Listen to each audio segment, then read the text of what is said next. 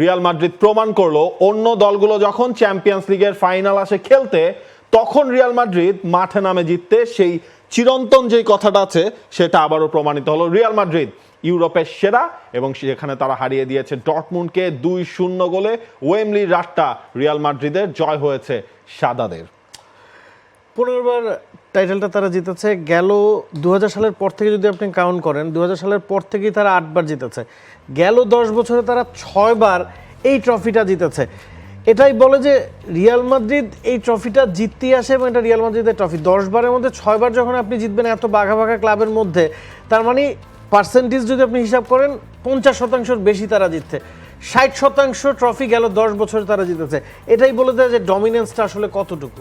Exactly, আমরা এবং Real মাদ্রিদের আসলে সেই মোমেন্টসগুলোই দেখছিলাম। রিয়াল মাদ্রিদের ফুটবলাররা যখন ওয়েমলিতে সেই মাদ্রিদের সম্পত্তি যদি আমরা বলি চ্যাম্পিয়ন্স লিগ শিরোপা, সেটা বললেও মনে হয় ভুল হবে না, সেই শিরোপাটা যখন তারা উঁচিয়ে ধরছিল। রিয়াল মাদ্রিদ সবচেয়ে বেশি 15টা শিরোপা জিতেছে, ইউরোপিয়ান কাপ এবং চ্যাম্পিয়ন্স লিগ সবকিছু মিলিয়ে। এবং আমরা যদি হচ্ছে সেই তালিকাটাই দেখি, সেখানে দেখবো তাদের এরপরে যে দলটা আছে অর্ধেকেরও কম, এসি মিলান, তারা 7টা জিতেছিল, বায়ার্ন মিউনিক 6টা, লিভারপুল 6টা, বার্সেলোনা 5টা।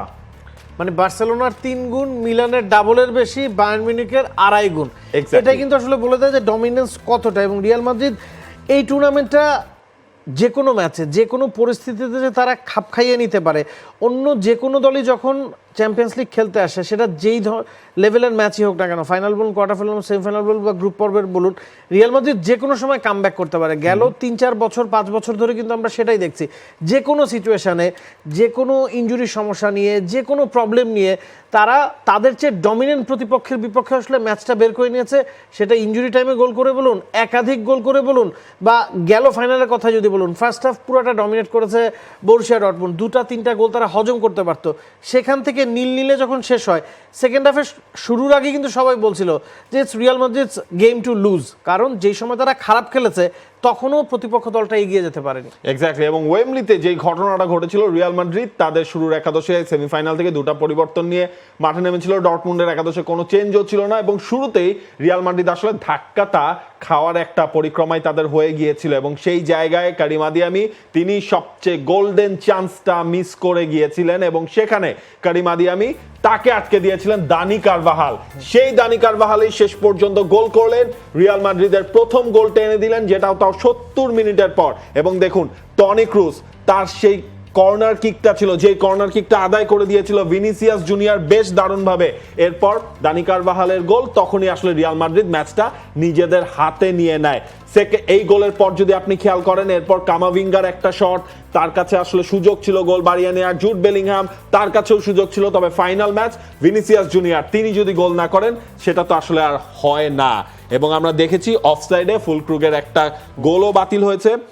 ফার্স্ট হাফ সেকেন্ড হাফ দুটো আসলে কমপ্লিটলি ডিফারেন্ট ছিল রিয়াল মাদ্রিদ এবং বরুসিয়া ডর্টমুন্ড এই দু দলের ক্ষেত্রেই।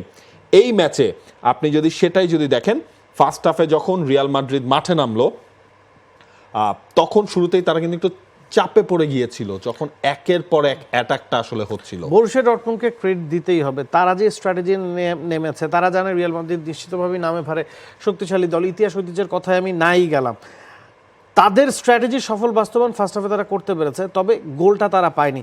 তাদের স্ট্র্যাটেজি ছিল লো ব্লক ডিফেন্ডিং এবং হাই প্রেস। যখনই তারা বল হারিয়ে ফেলেছে খুব দ্রুত সেটা রিসিভ করার চেষ্টা করেছে এবং যখন কাউন্টার অ্যাটাকে গেছে একটা সময় মনে হয়েছে যে মানে রিয়াল মাদ্রিদ তালগোল পাকিয়ে ফেলছে। বরুসিয়া ডর্টমুন্ড লেফট সাইড দিয়ে আক্রমণে যাবে না রাইট সাইড দিয়ে আক্রমণে যাবে সেটা কিন্তু তারা বুঝতে পারছিল না এবং যথেষ্ট ম্যান ফরওয়ার্ড করে কিন্তু তারা খেলছিল।